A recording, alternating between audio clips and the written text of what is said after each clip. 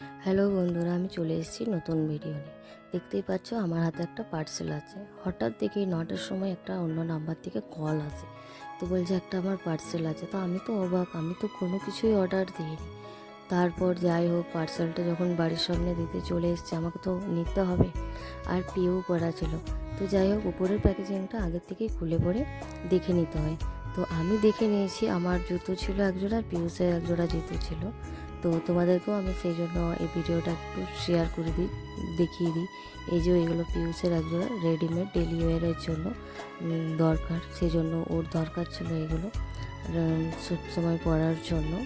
তো ও একজোড়া এই কিটোগুলো নিয়েছে। তো সত্যি খুব সুন্দর হয়েছে। পিউসের এটা পছন্দ ছিল না, অন্য পছন্দ ছিল।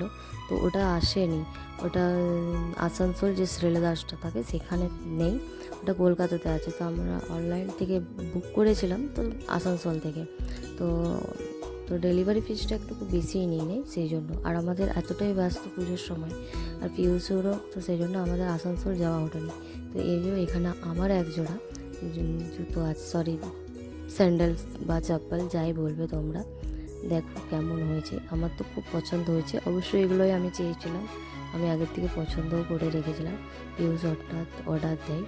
তো তোমরা চাইলে শ্রীলেদার্সে গিয়ে নিতে পারো।